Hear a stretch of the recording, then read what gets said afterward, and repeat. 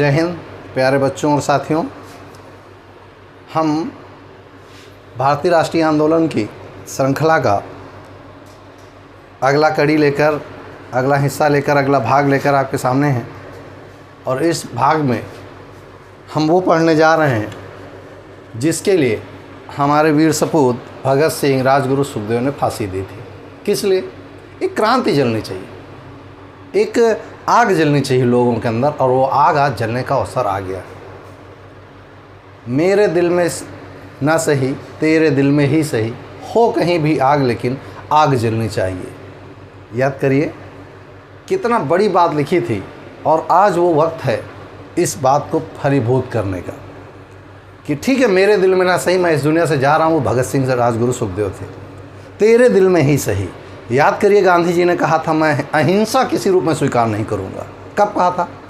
जब इरविन समझौता होने जा रहा था तो गांधी जी रेलवे स्टेशन पर दिल्ली में, याद करिए, अगर आपने वीडियो नहीं देखा तो आप दोबारा फिर से जाके वीडियो देखिए। हमने आपको पढ़ाया था कि जब इरविन से समझौता करने के लिए दिल्ली पहुँचे हैं गांधी जी, तो रेलवे स्टेशन पर पंजाब के बहुत सारे नवयुवक बच्चे खड़े थे। उन्होंने गांधी से एक स्वर में कहा था कि आप इन तीनों को छुड़ाने का प्रयास करिएगा। तो गांधी ने कहा था, मैं प्रयास पूरा करूँगा, लेकिन अगर हिंसा किसी रूप में आएगी तो मैं उसे स्वीकार नहीं करूँगा। लेकिन वही बात आज पलट जाएगी, आज पलट जाएगी। यानी कि सुखदेव, राजगुरु, भगत सिंह उस समय सही थे, ये यहाँ सिद्ध होगा। अब बात समझना होगा, वक्त की जैसी दरकार हो, हमें वैसा कदम उठाना पड़ता है। अत्यधिक कमजोरी भी आपको सीढ़ी बना देती। अगर आप किसी के सामने ज़्यादा झुकते तो लोग आपका पैर रखकर ऊपर चढ़ जाते हैं। आज कमजोरी दूर करने की, कमजोरी किसी रूप में हो, मानसिक, शारीरिक या किसी रूप में हो, कमजोरी आपके लिए हमेशा विनाश का कार्य। कमजोरी किसी प्रकार की नहीं होनी चाहिए, और ये कमजोरी भारत को कमज़ोर कर रही थी, और कमजोरी के रूप में इस समय मुस्लिम लीग थी। मैं कुछ भी पढ़ाने से पहले एक भूमिका बना रहा हूँ, ताकि आपके आज जो कुछ पढ़ाने जा रहा हूँ उसमें करो या मरो, यही आपके कंपटीशन के लिए, या तो करो या तो मरो, आप पे निर्भर करता है। आप पूरा जीवन मरना चाहते हैं या अभी कुछ करना चाहते हैं, आपको डिसाइड करना है। मेरी बातें कभी कभी लोगों को बड़ी बुरी लग जाती, नीचे बड़े अजीब अजीब से कमेंट लेके आते हैं, तुम सबको आसमान में चढ़ा देना चाहते हैं। हाँ, चढ़ा देना चाहता हूँ। हर वीडियो में एक चीज़ आपसे कहा करता हूँ, आप अथाह ज्ञान के भंडार हों, आप बहुत ज़्यादा जानकारियाँ रखता हूँ, कोई वैल्यू नहीं रखता, कोई माने नहीं रखता आपका वो ज्ञान, आपका वो वैल्यू। क्यों? मैंने आपको एक चीज़ हमेशा कही है, क्या?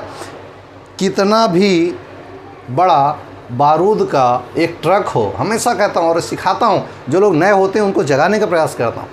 कितना भी बड़ा बारूद का एक ट्रक हो, वो अपने आप से विस्फोट नहीं कर सकता, उसको कहीं ना कहीं से चिंगारी चाहिए। और अच्छा है आपके लिए मैं चिंगारी के रूप में हूँ और रहूँगा, चिंता मत करो। और आज इस देश में भी चिंगारी लौ जलने वाली है, और वो चिंगारी की लौ क्या होगी?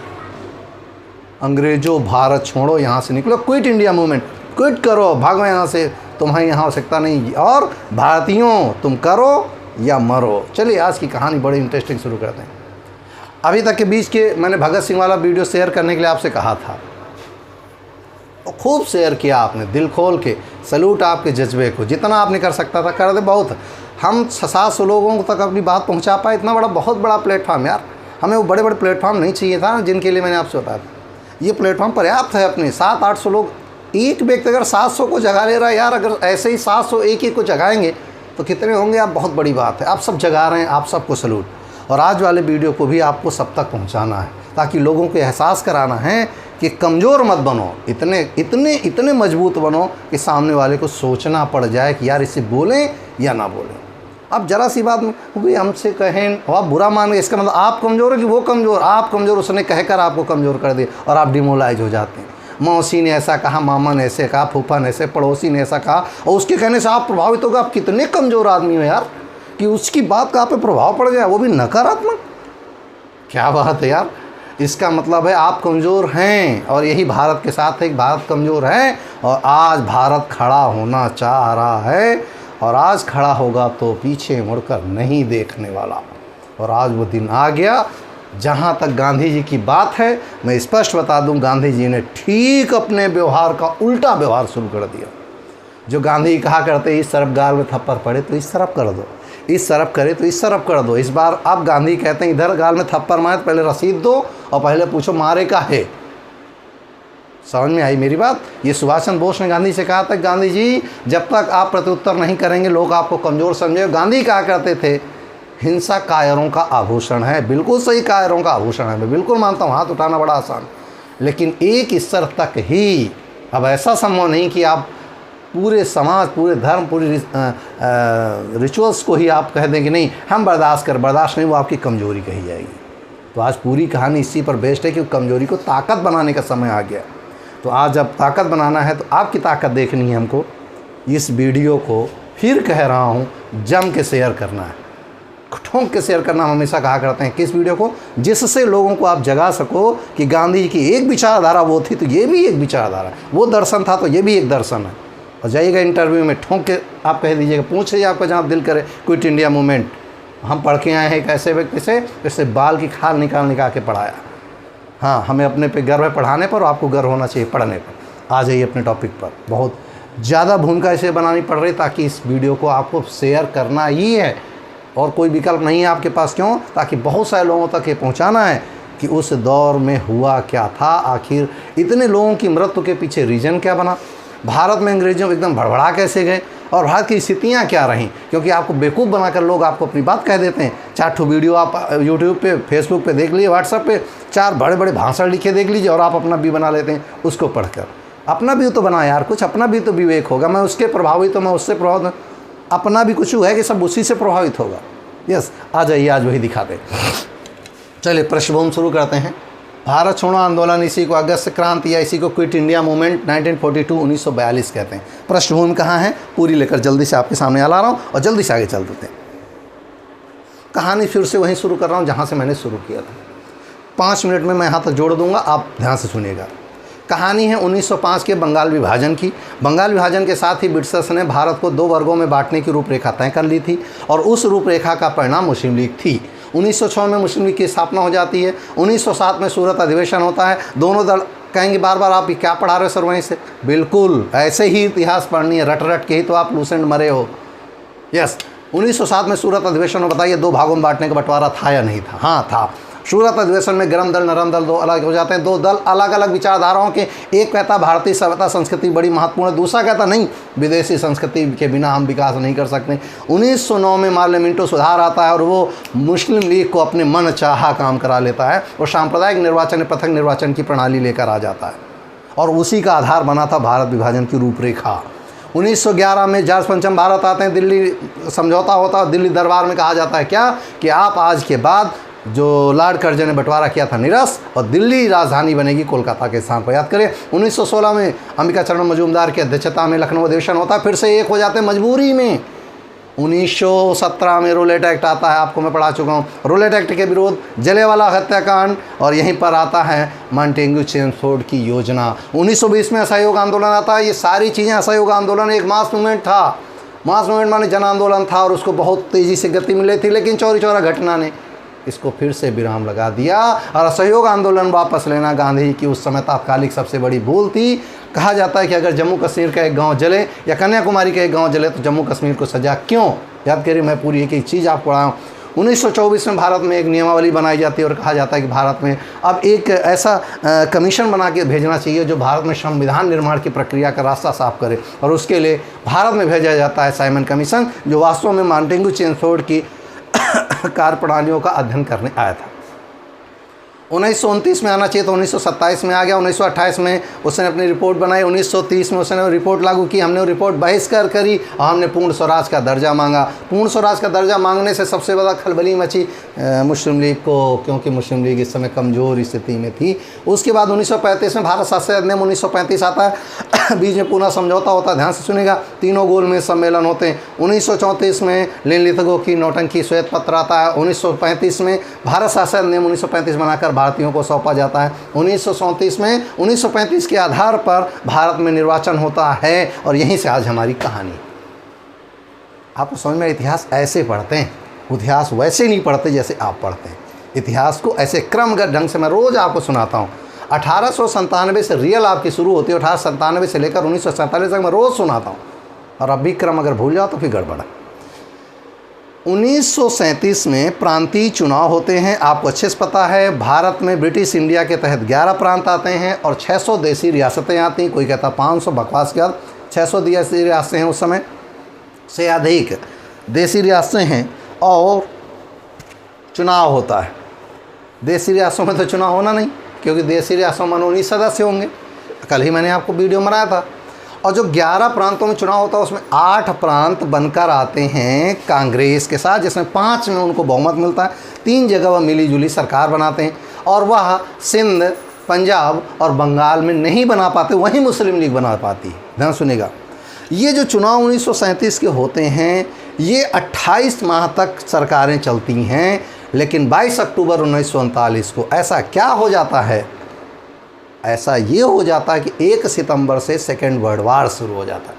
और सेकेंड वर्ल्ड वार के शुरू होते ही भारत से बिना पूछे 1 सितंबर को वर्ल्ड वार शुरू होता है 1939, और 3 सितंबर को भारतीयों को बिना पूछे विश्व युद्ध में झोंक दिया जाता है।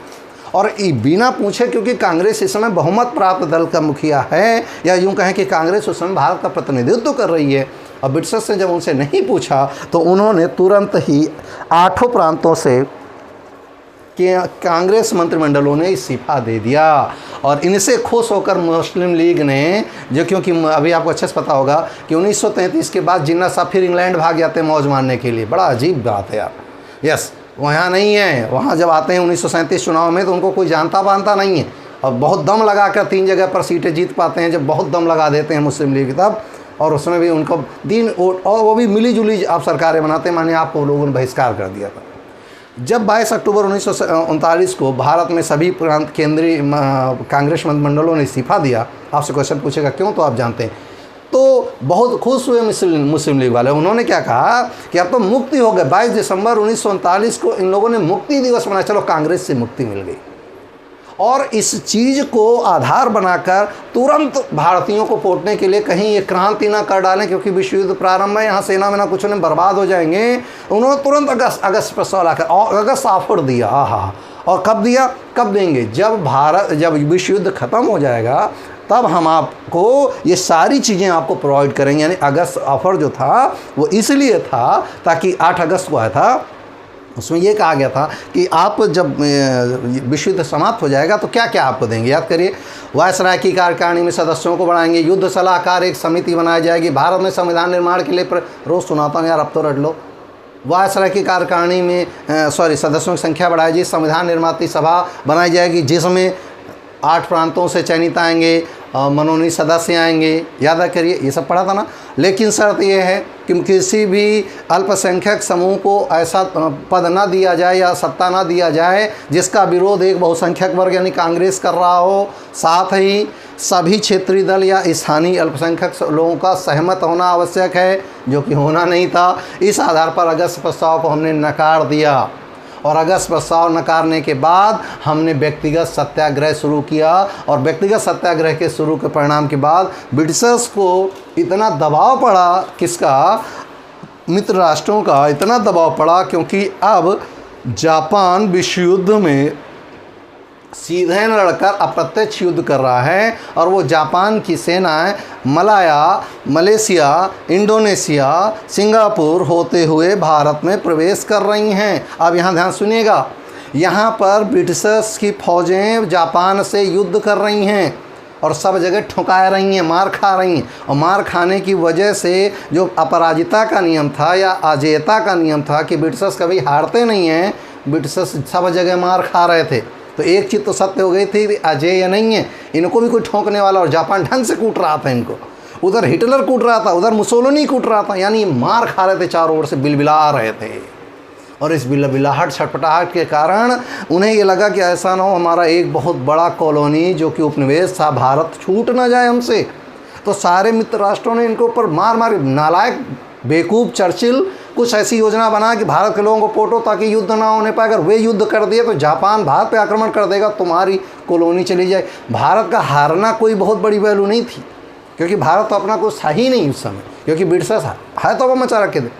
भारत हारने से बहुत बड़े सैनिक और बहुत बड़ी इकोनॉमी चली जाएगी आपके हाथ से, और ये विश्व युद्ध में पैसा ही चाहिए युद्ध लड़ने के लिए। सामग्री चाहिए युद्ध लड़ने के लिए, वो सब आपकी चली जाएगी। इसलिए बेवकूफ़ चर्चिल, जल्दी कुछ कर।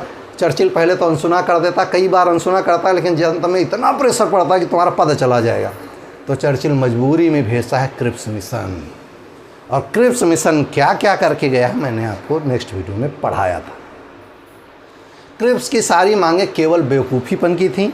आप याद करें, डोमिनियन स्टेटस दे देंगे, क्या बेवकूफ़ बात है। भारत में एक संविधान निर्माता सभा होगी जिसमें यहाँ से लोग आएंगे। सारी बकवास बातें कर गया। पता क्यों? क्योंकि वो क्रिप्स मिशन यहाँ आया ही नहीं था, उसको जबरिया भेजा गया था। चर्चिल तो चाहता नहीं था कभी यहाँ आए।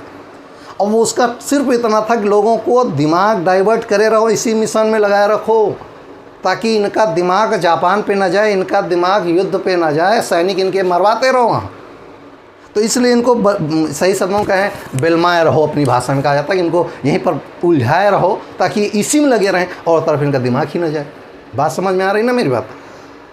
इतनी चीज़ हमारे भारतीयों को अब कांग्रेस प्रौढ़ हो चुकी, यौवन नहीं, यौनावस्था तो भगत सिंह के समय थी उसकी, प्रौढ़ हो चुकी, वो सब समझती है। मैंने आपसे कहा था बंगाल भारत के विभाजन के लिए रूपरेखा, याद करें, एक बड़े कड़ाहा में केसर है लेकिन केसर दिख नहीं रही, वो रूपरेखा तय हो चुकी थी। अब देखिएगा, क्रिप्स मिशन फेल होकर जब पहुंचा चर्चिल के पास, कहानी सुना चुका हूँ, चर्चिल बड़ा खुश हुआ, वो तो चाहता ही था। लेकिन अब भारतीयों की एक चीज़ समझ में आ गई, अब पूरी पृष्ठभूमि क्लियर है, मुझे उम्मीद है।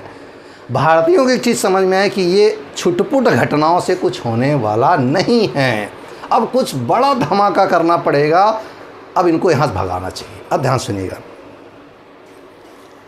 सुभाष चंद्र बोस कह रहे हैं कि बापू ये अच्छा अवसर है, त्रिपुरी अधिवेशन समाप्त होने के बाद वो चले गए थे, ये अच्छा अवसर है, ब्रिटिशर्स इस समय कमज़ोर हैं, इनके ऊपर अटैक करो, ये भाग जाएंगे।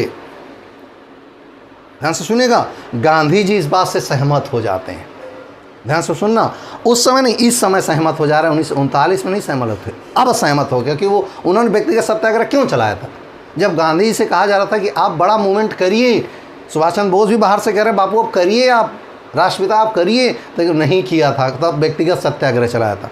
जानते हैं उनकी नीति सही थी।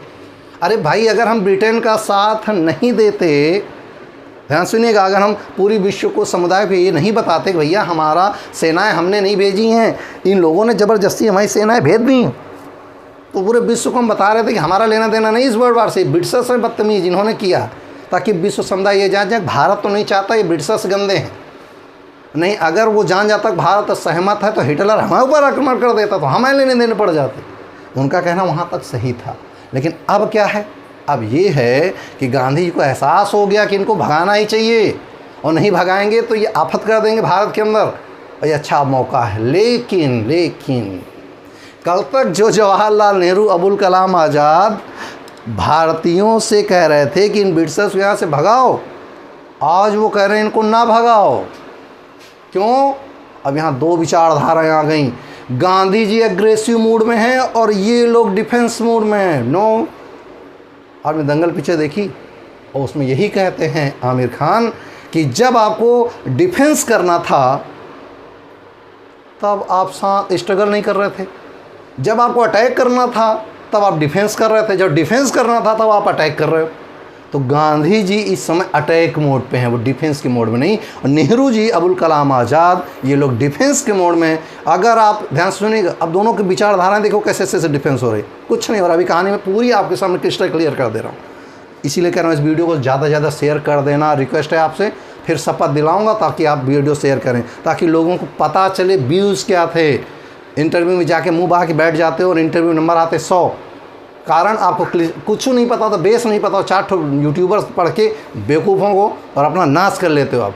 यहाँ पर क्रिस्टल क्लियरिटी देखिए, जवाहरलाल नेहरू, अबुल कलाम आज़ाद, एक धड़ा ये है, एक धड़ा डॉक्टर राजेंद्र प्रसाद गांधी जी के साथ, एक धड़ा ये है। अब दोनों कंट्राडिक्ट करें, कांग्रेस में ही 2 विभाजन, 2 धड़ हो गए। और क्या कह रहे हैं गांधी जी? कह रहे हैं कि अगर इनको यहाँ से नहीं भगाया, ध्यान सुना, अगर इनको हमने नहीं बताया जापान हमारे ऊपर आक्रमण करेगा, तो हम अगर इनको यहाँ से भगा देंगे तो जापान भारत में आक्रमण क्यों करेगा? क्योंकि अब भारत तो आज़ाद हो चुका होगा, भारत से लेना देना क्या उसका? बात समझ में आ रही ना? अरे भैया, जापान जैसे भारत में प्रवेश कर रहा है और उसका उद्देश्य भारत से लड़ाई करना था ना, उसका उद्देश्य तो क्योंकि ये ब्रिटेन का उपनिवेश है इसलिए वो हमारे ऊपर आक्रमण कर रहा। तो अगर हम आज़ाद हो जाएँ तो हम उपनिवेश रह ही नहीं जाएंगे ब्रिटेन के, और जब रह नहीं जाएंगे तो जापान वापस हो जाएगा। नंबर 1। नंबर 2 क्या कह रहा है कि हम मानते हैं कि जापान ऐसा करेगा, लेकिन अगर जापान ने हमारे ऊपर आक्रमण किया तो नुकसान तो भारतीयों का ही होगा, और भारतीयों का नुकसान हो ये भी कोई बहुत बड़ी बात नहीं। हम अभी रणनीति बनाकर लड़ रहे हैं ब्रिटिशर से, हम एक नई रणनीति बनाकर जापानियों से लड़ें। उनसे लड़ना तो ठीक है, वे हमारे जैसे हो गए, भाषा शैली इनकी चूपू करते हैं, इनको समझ नहीं आता, इतने पिटेटी टोटू होते हैं, मार्ग उछल कूद के पता है हम यहाँ पकड़ रहे हो, यहाँ बच जाते हैं, इनसे कौन लड़ाई लड़ेंगे हम। तो नेहरू जी का अपना दृष्टिकोण था कि इस समय इनको भगाना सही नहीं है, इनको अभी रोक लो, ताकि हम जापानियों को ब्रिटिशर्स को इस समय भारत में रोकना ज़रूरी है, ताकि ये लोग इनसे लड़ें, हम न लड़ें। और नेहरू गांधी कह रहे थे नहीं, इनको भगा दो यहाँ से ताकि ये आए ही ना यहाँ तक। बात समझ में ना, ये दो विचारधाराएं अलग अलग हो गई। अब पूरी कहानी ध्यान से सुनिएगा एक एक चीज़ को। चलिए शुरू करते हैं। पृष्ठभूमि और कारण आप समझ में आ गए। पहला कारण क्या था? क्रिप्स मिशन की असफलता। आप अच्छे जानते हैं क्यों क्रिप्स मिशन फेल हुआ, क्योंकि वो पास होने आया ही नहीं था। उसका तो उद्देश्य, अगर क्रिप्स मिशन कहीं पास हो जाता ना तो चर्चिल को जाकर टेम्स नदी में आत्महत्या करनी पड़ती, क्योंकि उसने सदन में लंबी लंबी छोड़ी थी ना, क्या कहा था, मैं जीते जी भारत को कभी आज़ाद नहीं होने दूंगा। अब क्या करोगे अगर भारतीय क्रिप्स मिशन की मांगे मान लेते? याद करिए, बंद कमरे में पर रो रहा था, याद आया? तो सबसे पहले तो क्रिप्स मिशन की विफलता ही पहला कारण थी कि हम भारत छोड़ो आंदोलन, क्विट इंडिया मूवमेंट शुरू किया कि तुम छलावा कर रहे थे। दूसरा हमने क्या किया था, बढ़ती हुई कीमतें बढ़ेंगी भैया, मांग तो उतनी ही है विश्व युद्ध के समय, लेकिन आपूर्ति संभव नहीं है। क्यों? आपूर्ति के लिए प्रोडक्शन होगा क्या? सबको लड़ाई युद्ध में लड़ रहे हैं। तो याद ध्यान रखिएगा, जब वस्तुओं की कीमतें यानी वस्तुओं की मात्रा घटेगी, मांग और आपूर्ति का नियम क्या कहता है कि वस्तुओं की मात्रा अगर घटेगी तो वस्तुओं के दाम बढ़ते हैं। तो विश्व युद्ध के दौरान बढ़ी कीमतें, जनमानस अस्त व्यस्त है, जनमानस परेशान। तुम्हें विश्व युद्ध से भारतीयों को कोई लेना देना नहीं था, हम इंडियंस को तुमसे क्या मतलब था यार, हमें झोंक दिया तुमने। और उसकी वजह से कीमतें भारत में, अंदाज़ा लगाइए, ब्रिटेन के पास अपना नंगा भूखा देश हो चुका है, भिखारी देश हो चुका है, उसके पास आफत मची। क्यों? उपनिवेश खत्म, उपनिवेश को देने को तैयार नहीं, वहीं के सैनिक युद्ध कर रहे हैं, घर घर तबाह है, जनता आक्रोश में है कि हमारी कीमतें, खाद्य आपूर्ति, सारा खाना तुम सैनिकों को झेले दे रहे हो। याद करिए, जब रसिया में सेनाएं घुस रही थी, ब्रिटेन की जर्मनी की रसिया में सेनाएं घुस रही थी, यही खेल खेला था रसिया ने कि इनको अंदर घुसने दो, खाने के लाले पड़ जाएं, इनको पीछे से घेरते जाओ या आगे बढ़ें और इनको खाने के लाले पड़ जाएं। हम सारी आपूर्ति वहाँ पहुँचा रहे थे खाने के लिए। ध्यान से सुनिएगा, रसिया खाना खाए ताकि युद्ध लड़े, तो पूरी ब्रिटेन ये पूरी रचना रचा तो भारत में खाने के लाले पड़े थे। जन आंदोलन बनना स्वाभाविक था कि जब घर, मान लीजिए मेरे घर के मेरे फादर हैं, वो सेना में लड़ने गए, मेरा भतीजा है सेना में लड़ने गया, तो उस घर की स्थिति क्या होगी? वो शांति से बैठेंगे। और जबकि जानते हैं ज़बरदस्ती हमारे सैनिकों को भेज दिया गया, तो सारी जनता आक्रोश में थी।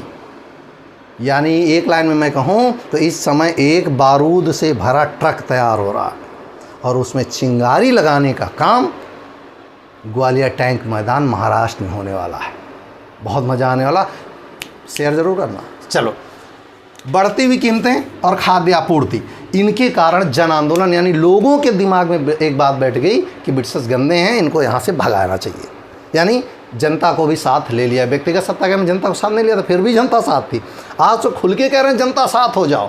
दूसरी बात, जापानी सेना भारत में, आपने बताया था अरुणाचल प्रदेश, मणिपुर, मेघालय के क्षेत्रों में सेना बैठी है, वो घुस कर आएगी, जरा सा मौका पाएगी। ये तो कहिए सुभाष चंद्र बोस, ध्यान से सुन लीजिए, सुभाष चंद्र बोस और सारे लोग मिलकर सेना को अपोज कर रहे थे कि अभी आप रुके रहिए, हमारा उद्देश्य भारतीयों को नुकसान पहुंचाना नहीं है। INS जिसे कहा था, याद आया? और इस समय PK सहगल, आपको याद होगा, मैं नाम बोल रहा हूँ, लक्ष्मी सहगल, जिन्होंने कलाम साहब के, APJ अब्दुल कलाम साहब के खिलाफ चुनाव लड़ा था, याद होगा आपको, महिला कमांडेंट थी उस समय उस सेना में, तो वो अपोज कर रहे थे कि भाई अभी रुके रहो, आपको ये करना उचित नहीं है।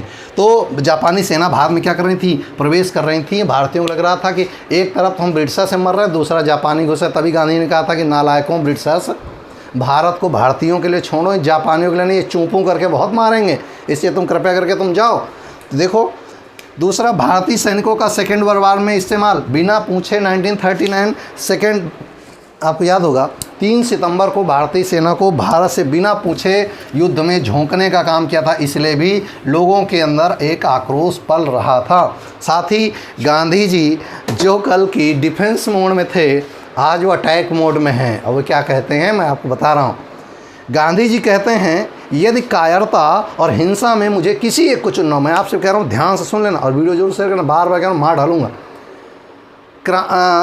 अगर मुझे हिंसा और कायरता किसी एक में चुनना पड़े तो कमेंट्स बॉक्स में जल्दी से बताओ आप किसे चुनोगे। जल्दी कमेंट्स बॉक्स में लिखो, तब तक मैं मैप बनाता हूँ।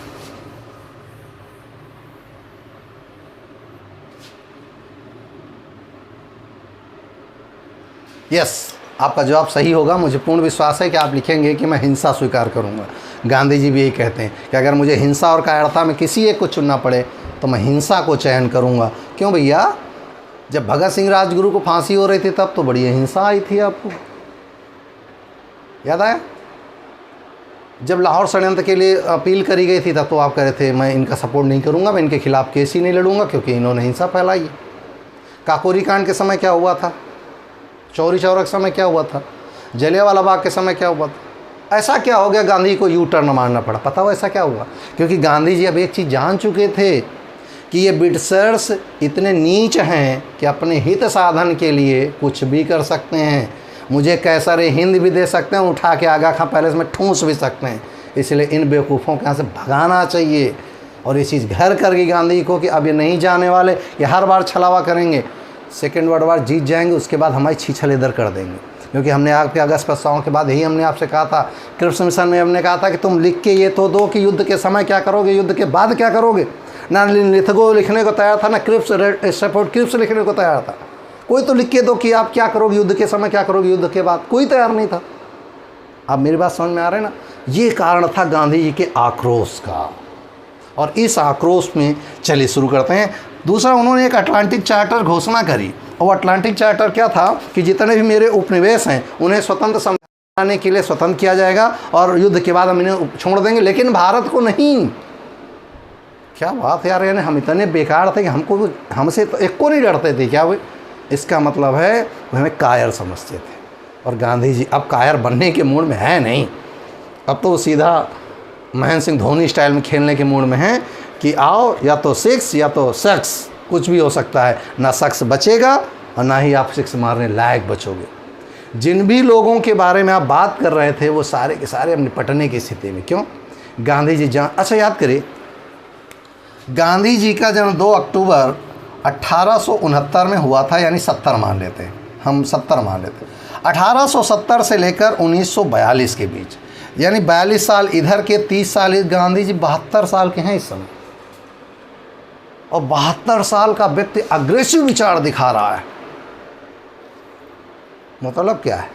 वो जान चुका है, उसके अनुभव ये बता रहे हैं कि भारत में बिना बड़ी क्रांति के कुछ होने वाला नहीं है। इसीलिए अगस्त क्रांति बंदा लेकर आया और ऐसी आया कि आप आज़ाद हो गए। आप कहा कि दे दी हमें आज़ाद बिना लाठी बिना ढाल। आज गांधी कह रहे हैं भाल निकाल। और आपको मैं हमेशा कहा करता हूँ, युद्ध कहाँ तक टाला जाए, द्वंद्व कहाँ तक पाला जाए, तू भी है राणा का वंशज, फेंक जहाँ तक भाला जाए। अब नंबर आ चुका था गांधी जी का, क्या भाला उठाना था। और वो भाला कैसे उठा, चलिए देखते हैं। 27 अप्रैल 1942 को, अब पूरी कहानी जल्दी से आते हैं कॉन्सेप्ट में, फिर मैप में आते हैं। 27 अप्रैल 1942 को कांग्रेस कार्यकारिणी की एक बैठक होती है इलाहाबाद में, और इस कार्यकारिणी बैठक में गांधी जी अनुपस्थित हैं। अब कहेंगे सर आप एक तरफ पढ़ाते हैं कि 1940 के बाद 45 तक तो कोई कांग्रेस का अधिवेशन हुआ ही नहीं, तो बीच बीच में ये घुसा देते हैं आप, ये कहाँ से आ गया, हमें कंफ्यूज करते हैं। तो मेरी आप समझ लीजिए, मैंने आपसे पहले कहा था कांग्रेस के अधिवेशन नहीं होंगे, लेकिन कांग्रेस को जो चयनित सदस्य हैं 1940 वाले, वे लोग बैठकर मंत्रणा करेंगे। एक तो होगी कांग्रेस वर्किंग कमेटी, जिसे कांग्रेस कार्यकारिणी समिति कहते हैं, और दूसरी होगी ऑल इंडिया कांग्रेस कमेटी। ये दो ऐसे होंगे जो चयनित सदस्य 40 वाले ही बैठकर मंत्रणा बनाएंगे कि क्या करें। लेकिन ये बैठकें नहीं, क्योंकि बैठकें तो मोस्टली आपको अच्छे से पता है कि वो दिसंबर में हुआ करती थी। अब उनको टाल दिया गया, या तो वो दिसंबर में या अक्टूबर में होती थी, तो वो आपको याद है कांग्रेस की स्थापना के बाद सारे के सारी बैठकें दिसंबर में मोस्टली हो रही थी। ठीक, 1920 के नागपुर अधिवेशन के बाद एक परंपरा बदली थी, आप याद करिए।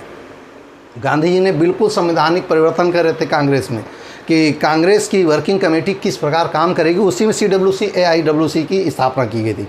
तो कांग्रेस वर्किंग कमेटी की एक बैठक होती है इलाहाबाद में, और उस बैठक की अध्यक्षता करते हैं डॉक्टर राजेंद्र प्रसाद। गांधी जी यहाँ अनुपस्थित हैं। पेपर में आ चुका है कि CWC में गांधी उपस्थित थे, नहीं उपस्थित थे। उस समय गांधी जी कहाँ पर थे? वो उस समय थे सेवाग्राम में, महाराष्ट्र में। अब कहानी सुने क्या। यहाँ पर एक बैठक होती है और इस बैठक में डॉक्टर राजेंद्र प्रसाद गांधी जी के विचारों का एक प्रस्ताव तैयार करते हैं और उस प्रस्ताव को उस कांग्रेस वर्किंग कमेटी के सामने रखा जाता है। इसमें सदस्यों की संख्या केवल 15 होती है। ध्यान रखिएगा, कांग्रेस वर्किंग कमेटी में सदस्यों की संख्या 15 थी और इस 15 में से 11 लोगों ने अपोज किया इस प्रस्ताव का, यानी 11 लोगों ने वोट दिए और 4 लोगों ने समर्थन किया इस मत का। 11 लोगों ने ये कहकर टाल दिया कि गांधी जी को इस समय ये आंदोलन नहीं करना चाहिए, क्योंकि ये जो प्रस्ताव लिखा भारत छोड़ो आंदोलन जो आप वर्किंग कमेटी में आप लेकर आए हो डॉक्टर राजेंद्र प्रसाद जी, ये गांधी जी भारत को फिर से झोंक देंगे कि युद्ध में हम एक तरफ ब्रिटिशर से लड़ रहे हैं, दूसरी तरफ जापानियों से लड़ेंगे। बकवास की बात है, नहीं होनी चाहिए। ध्यान सुनिएगा। और लुई फिशर जो कि अमेरिकी पत्रकार, तभी मैं कहा करता हूँ इतिहास को एकदम बारीकी से पढ़ लो एक बार। लुई फिशर जो अमेरिकी पत्रकार है वो इस समय कांग्रेस के अधिवेशन CWC में बैठा है और जब यहाँ से जाता है वो अब देखिए, ब्रिटेन, USA, फ्रांस, चीन, रूस, ये 5 ऐसे देश हैं जो मित्र राष्ट्र हैं। ध्यान सुनिएगा। अमेरिका ने लुई फिशर को गांधी जी के पीछे लगा रखा है ताकि ये अगर आज़ादी की बात करें तो ब्रिटेन को पता चल जाए और ब्रिटेन को पता चल जाए तो वो रोक लें। जिनको आप बड़ा हित ऐसे ट्रंप साहब आ जाते मुँह बना के, वो आपको अच्छे से पता है कि वो काहे लिए आता है। यही उस समय लुई फिशर भी था। लुई फिशर गांधी के विचारों से बहुत प्रभावित था, इसलिए वो गांधी के साथ रहता था।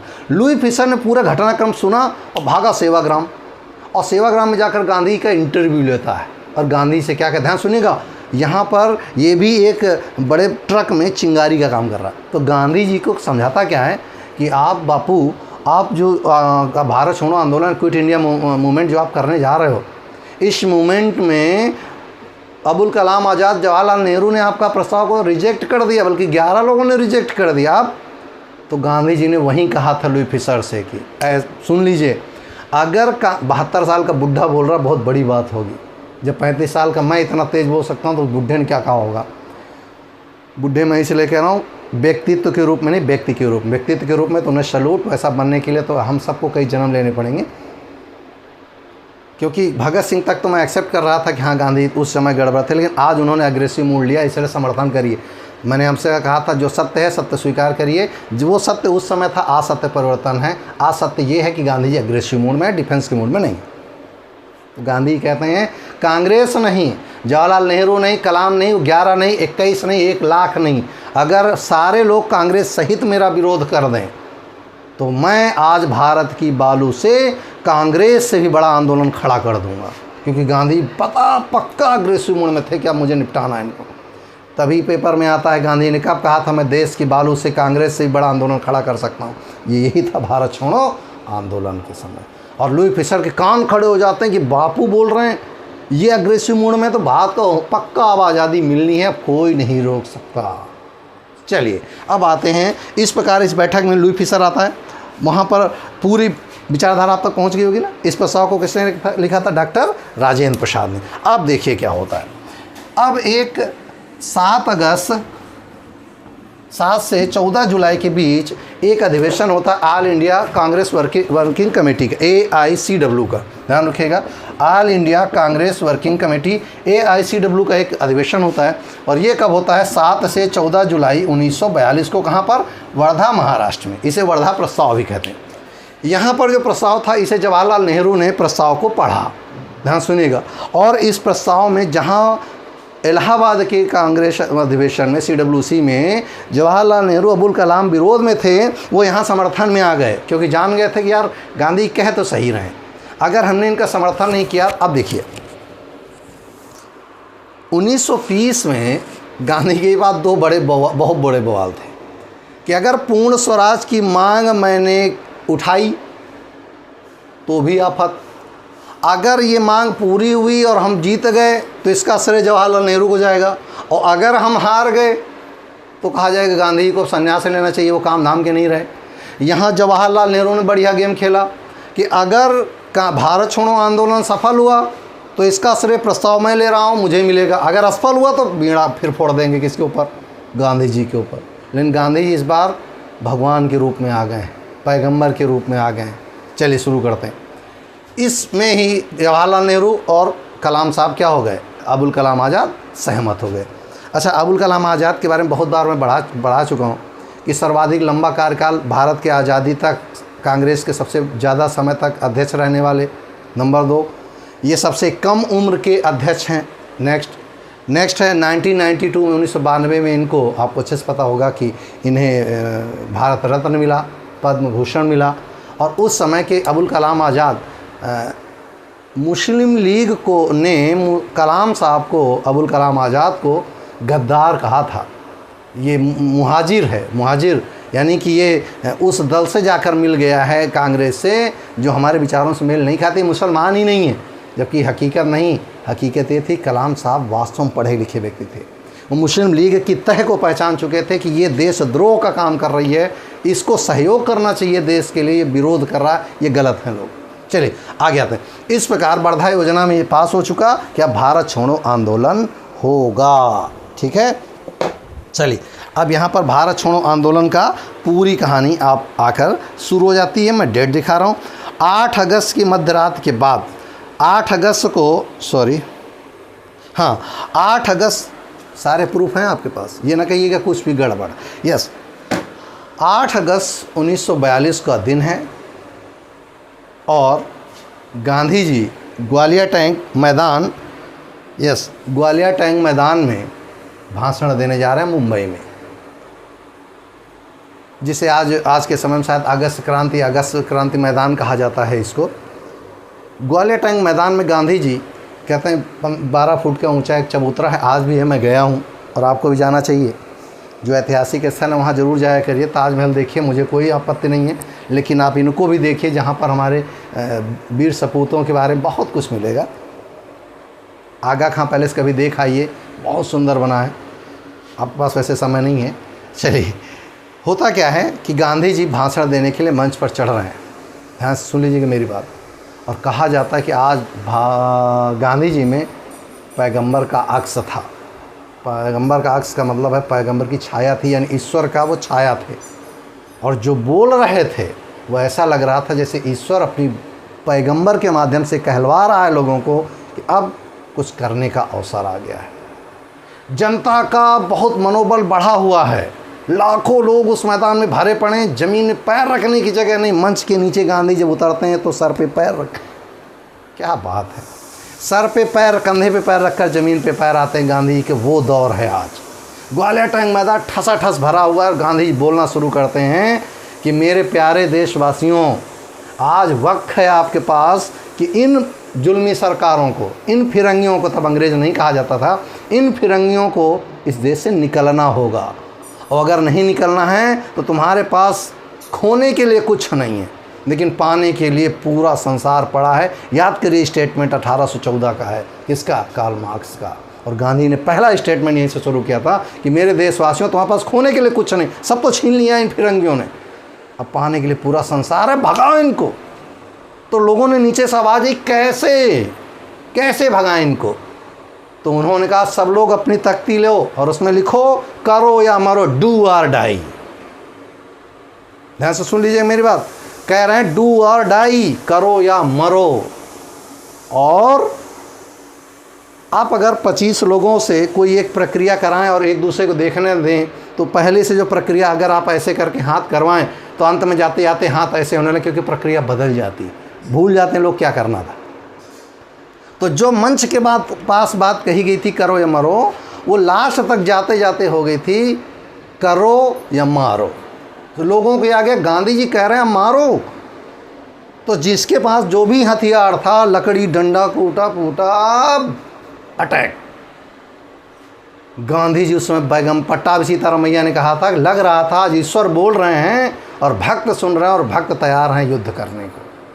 और वो बात वहीं नहीं रुकी, वो बात उसी समय पूरे भारत में सर्कुलेट कर दी। और वो करने वाली थी उषा मेहता, क्योंकि उस समय रेडियो पर प्रसारण कर रही थी वो। उषा मेहता ने तुरंत राम मनोहर लोहिया साहब मिलकर सारी गांधी जी के जितने थे ऑडियो पूरे रेडियो पे बजा डाले, पूरे भारत में खबर पहुंच गई। गांधी कह रहे हैं करो ये मारो। जो जहां था, जो जैसी स्थिति में था, युद्ध का आगाज शुरू हो गया, क्योंकि जन आंदोलन बन गया था। भड़बड़ा गई ब्रिटिश सरकार, हाय अब मर गए, क्या करें क्या ना करें, कुछ समझ में नहीं आया। पूरी जनता आक्रोशित होकर दौड़ पड़ी पुलिस की ओर। छावनियों में आग लग गई, उनके प्रतिष्ठानों में आग लग गई, कोर्ट में आग लग गई, जहाँ पाए वहाँ मारो। भारत में क्रांति हो गई, इतनी विशाल क्रांति कि जापानी जहाँ बैठे थे वहीं कांप गए कि ये कहाँ फंस गए हम आके। भारत में इतनी भयंकर क्रांति आ गई कि उबाल, ये मैंने कहा था ना, बहुत कितना भी बड़ा बारूद का ट्रक हो उसमें चिंगारी नहीं लगाएंगे वो दगेगा नहीं। एक चिंगारी लगी और ऐसी लगी कि गांधी जी आज से ईश्वर के रूप हो गए। पूरे भारत में क्रांति का दौर शुरू हो गया। अब क्या होता जरा जल्दी से देखिएगा। जैसे ही ये होता है 9 अगस्त को रात को 12 बजे ही ऑपरेशन जीरो आवर चला जाता है। अगर ध्यान से सुनिएगा, ऑपरेशन जीरो आवर चला जाता है, इसे कहते हैं operation zero hour. Operation zero hour. और ये क्या था, रात को 12 बजे जितने नेता थे सबको उठाकर जेल में ठूस दिया। कोई बड़ा नेता पूरे भारत में कहीं बचने न पाए। अंग्रेज़ों को खबर दी गई कि अच्छा इस समय ब्रिटिशर्स के पास सैनिक नहीं है ज़्यादा, तो जितने सैनिक थे जो भी आगे बढ़ा उठा के जेल पकड़ा, जेल पकड़ा, जेल, कोई बाहर रहने न पाए। जब सवेरे जनता जागी कि अब हमें क्रांति करनी है तो उनका कोई लीडर ही नहीं था। हाँ सुन लीजिए, उनका कोई लीडर ही नहीं, सब तो जेल में थे। ये पता ही नहीं था कि सबको पकड़ ले गए, सबको पकड़ ले गए। अच्छा ये वहीं की घटना नहीं, पूरे भारत के नेता गए। इवन दैट जहाँ पर हम आप पढ़ रहे हैं फतेहपुर से, यहाँ से भी लोगों को जेल में ठूस दिया। जितने भी क्षेत्रीय थे सब जेल में। अब जनता किसके आंदोलन बिना 1857 की क्रांति में क्या गड़बड़ हो गए थे, कोई नेता तो करने वाला नहीं था। तो गांव का भी जो एक मजबूत व्यक्ति था उसको नेता बनाकर युद्ध शुरू कर दिया। यानी गांव के लोगों ने मिलकर ये जन आंदोलन, पूरा जन आंदोलन ही हो गया। कोई मुखिया नहीं, सब जेल में बंद है। इसी को ऑपरेशन जीरो आवर कहते हैं। कौन कहाँ बंद है ये पेपर में बहुत आता, जरा देख लीजिएगा। कौन? गांधी जी, महादेव देसाई, सरोजनी नायडू, कस्तूरबा गांधी, ये सब को पूना के आगा खां महल में बंद कर दिया गया। ध्यान सुनिएगा कौन कौन था उनके साथ। सबसे पहले गांधी जी थे, उनके साथ कस्तूरबा जी थी यानी उनकी वाइफ, उसके साथ सरोजनी नायडू थी जो कांग्रेस कमेटी की एकमात्र सदस्य थी। और इन सारे लोगों को पूना के आगा खां जेल में बंद कर दिया जाता है। और यहीं पर ध्यान रखिएगा कस्तूरबा गांधी की मृत्यु हो जाती है और पूना में ही उनकी समाधि बनाई जाती है। पेपर में आ चुका, पेपर बना लीजिएगा। इसी आगा खां महल में ही इनकी डेथ हो जाती है रात को, और ये इनकी समाधि वहीं पर आज बनी हुई, पेपर में बहुत बार आ चुका है। तो इन सारे लोगों को वहाँ जेल में बंद कर दिया। बहुत पूछा गया कि गांधी जी को 1942 की क्रांति के समय कहाँ बंद कर दिया गया था? पूना जेल में आगा खां पैलेस में। इसके बाद जो इनके साथ इस समय विदेशी महिला थे, पेपर में आया था 1942 की क्रांति में, उनका नाम था मीराबेन। ध्यान रखिएगा, जो कि मिस स्लेड उनका वास्तविक नाम था। ये विदेशी महिला थी जो गांधी के इस आंदोलन में उनके साथ थी। ठीक, इस विदेशी महिला ने आंखों देखा हाल अपनी किताब में लिखा है, history of India, a critical history of India. अगला, इनके इस समय जो निजी सचिव थे, पेपर में आ चुका है, वो थे महादेव देसाई और नैयर, जेपी नैयर। ये दो लोग इनके निजी सचिव थे। ध्यान रखिएगा, नैयर साहब ने ही स्वतंत्र इतिहास लिखा है, भारत का इतिहास, जो किसी दरबार में नहीं, स्वतंत्र इतिहास लिखा, भारत का इतिहास, वो नैयर साहब का किताब है। साथ ही जवाहरलाल नेहरू को सबसे पहले कहाँ पर बंद किया गया था? अहमदनगर में। इसको अरुणा आसफ अली, 3 लोग थे, एक थे JL नेहरू, दूसरा थे अबुल कलाम आज़ाद और तीसरी थी अरुणा आसफ अली। इनका वास्तविक नाम था अरुणा गांगुली, जो आसफ अली से शादी करने के बाद अरुणा आसफ अली बन गई। इनको अरुणा आसफ अली, इन तीनों लोगों को कहाँ बंद कर दिया गया? अहमदनगर, महाराष्ट्र में। ध्यान से सुनिएगा, महाराष्ट्र में इन तीनों लोगों को यहाँ बंद किया गया। लेकिन उन्हें ये लग रहा था कि ऐसा ना हो कि यहाँ पर क्रांति हो जाए, तो जवाहरलाल नेहरू को तुरंत शिफ्ट कर दिया कहाँ? अल्मोड़ा। अल्मोड़ा कहाँ? नैनी या सॉरी देहरादून में, उत्तराखंड में अल्मोड़ा जेल में भेज दिया गया। और जब वहाँ देखा कि जनता वहाँ के आक्रोशित हो रही है तो इनको उठाकर नैनी भेज दिया। नैनी कहाँ? इलाहाबाद में, यानी आज का प्रयागराज में। और इसी दौरान नेहरू जी को 1061 दिन, ये 9वीं उनकी सबसे बड़ी जेल है, 9 बार जेल गए। तुम एक बार जाते हो मच्छर के डर से दोबारा नहीं जाते। 9 बार राजनीतिक जीवन में कैदी बनकर गए जेल, और 1061 दिन तक जेल में रहे। और इस दौरान ही इन्होंने लिखा था डिस्कवरी ऑफ इंडिया। आप याद हैं, माचिस की तीलियों में लिखी गई थी डिस्कवरी ऑफ इंडिया। और जो आज आधुनिक भारत का इतिहास आप पढ़ते हो उससे बहुत कुछ मिलता है। और इस समय मैं मानता हूँ उस समय नेहरू जी वास्तव में भारत के वीर सपूतों में से एक थे। लेकिन 47 आते आते, जहाँ गांधी जी 42 आते आते अग्रेसिव हुए, डिफेंस मोड में ना होकर अटैक मोड में आए, वहीं नेहरू जी 47 आते आते उल्टा गुलाटी मारेंगे। वो देश प्रेमी के बजाय स्वप्रेमी होकर गड़बड़ कर देते हैं। यस, डिस्कवरी ऑफ इंडिया उनकी लिखी जाती है पुस्तक इसी दौरान। साथ ही जो कलाम साहब थे, अबुल कलाम आज़ाद, इन्हें बांकुड़ा जेल भेज दिया जाता। बांकुड़ा है कहाँ? वेस्ट बंगाल में। इनको बांकुड़ा जेल में डाल दिया जाता है। कुल मिलाकर इतने लोगों को गिरफ्तार किया गया। साथ ही डॉक्टर राजेंद्र प्रसाद को बांकीपुर पटना में गिरफ्तार कर लिया जाता है। इसी समय जयप्रकाश नारायण को हजारीबाग जेल में बंद किया जाता है। अच्छा, जयप्रकाश नारायण को बता दूं, ये सब के सब समाजवादी लोग हैं। जयप्रकाश नारायण हो गए और विनोबा भावे हो गए, ये सारे के सारे लोग जितने भी थे उस समय, राजेंद्र प्रसाद, ये सारे के सारे जो थे ये समाजवादी लोग हैं। इन्हीं लोगों का सबसे बड़ा योगदान था 19, क्योंकि सब तो जेल में गए थे, इन्हीं लोगों ने कमान संभाल ली थी भारत की। तो इन लोगों ने, डॉक्टर जयप्रकाश नारायण, इनको हजारीबाग जेल बंद किया गया और वहाँ से कूद के भाग गए और जाकर उन्होंने अलग एक क्रांति शुरू कर दी इनके खिलाफ, सशस्त्र क्रांति, बंदूक लो मारो। ठीक, ये थे जयप्रकाश नारायण। इसके साथ ही आपने सुना होगा कि हम लोग जयप्रकाश नारायण के मूवमेंट में शामिल थे, लालू कहा करते हैं। हाँ, तो बिल्कुल शामिल रहे होंगे, हमें कोई दो राय नहीं। साथ ही दो महिलाओं का नाम यहाँ बहुत आता है। एक है अरुणा आसफ अली, अभी मैंने आपको बताया, और दूसरी हैं उषा मेहता। ध्यान रखिएगा, उषा मेहता। ये दो लोग हैं। चाहे अभी यहाँ पर ले लेते हैं, यहाँ पर हैं मातंगिनी हजारा। कौन है? मातंगिनी हजारा, पेपर में आया है, इसे नोट कर लीजिएगा। अरुणा आसफ अली के बारे में अच्छे से जानते हैं कि ये वो महिला हैं जिन्होंने, इन्हें सन 42 की झांसी की रानी कहा जाता। ध्यान रखिएगा, सन 42 की झांसी की रानी, क्योंकि इन्होंने अंग्रेज़ों को नाको चने चबवा दिए थे। और दूसरी थी मातंगिनी हजारा, इनको बूढ़ी गांधी कहा जाता था। बूढ़ी गांधी, क्योंकि ये गांधी विचारधारा से इतनी प्रभावित थी कि इनका उपनाम बूढ़ी गांधी रखा था। और ये इतनी खतरनाक थी, जितनी राजस्थान की महिला आपने देखा होगा कटार बंदूक लिए घूमा करती, तो ये रिवॉल्वर लेके चला करती थी। और अटैक हुआ जब इनके ऊपर, तो ब्रिटिशर्स इनको सीधा गोली मार दी थी। अच्छा, ध्यान रखिएगा, अरुणा आसफ अली के ऊपर 5000 का इनाम था कि अगर इनको आपने किसी ने पकड़वा दिया, 5000 का इनाम। और बूढ़ी गांधी को इन्होंने गोली मारकर हत्या, जिसको मातंगिनी हजारा कहा जाता है। तो ये दो महिलाओं का बहुत बड़ा हो रहा। और तीसरा, जो रेडियो पर सबसे ज़्यादा काम करने वाली थी, उनका नाम था उषा मेहता। ये उषा मेहता ने 2 जगह से, नासिक और मुंबई, 2 जगह से रेडियो प्रसारण करती थी। और चोरी चोरी, आज रेडियो का बॉक्स यहाँ लगा है तो 25 किलोमीटर कल दूर, ताकि ब्रिटिशर्स कोई खोज ना पाएँ। और ब्रिटिशर्स के सबसे बड़ा तनाव यही था कि जनता तक बातें पहुँच कैसे जाती, और ये पहुंचाने का काम कर रही थी उषा मेहता अपने रेडियो के माध्यम से, जिसमें जो बुलेटिन छपा करती थी उसे कहा जाता था वॉइस ऑफ इंडिया, और जो पत्रिका छपा करती थी उसे कहा जाता था डू और डाई, यानी करो या मरो। और इस समय सबसे ज़्यादा जो भाषण आते थे वो राम मनोहर लोहिया, क्या कहते हैं, राम मनोहर लोहिया, जयप्रकाश नारायण, समाजवादी, यही लोग तो थे। इन लोगों ने भारत की क्रांति के लिए बाहर से बहुत बड़ा सपोर्ट किया। मैं आपको बता दूं, अगर आपसे एक लाइन पूछा जाए कि भारत की आज़ादी में तत्कालीन समय में सबसे ज़्यादा सहयोग किसने किया, तो इन्हीं समाजवादियों ने किया था। चाहे जयप्रकाश नारायण हो, चाहे राम मनोहर लोहिया हो, चाहे वो राजेंद्र प्रसाद हो, जितने भी लोग थे, ये सारे के सारे लोग उस समय काम कर रहे थे भारत की आज़ादी के लिए। इस प्रकार जितने लोगों को सबको जेल में डाला गया, सबको समराइज़ किया गया, भारत में विशाल जन आंदोलन खड़ा हो गया। इससे ही पगला कर मुस्लिम लीग, जहाँ भारत आज़ादी की लड़ाई लड़ रहा है, वहाँ मुस्लिम लीग और जिन्ना साहब अपनी स्वार्थ की लड़ाई लड़ रहे हैं।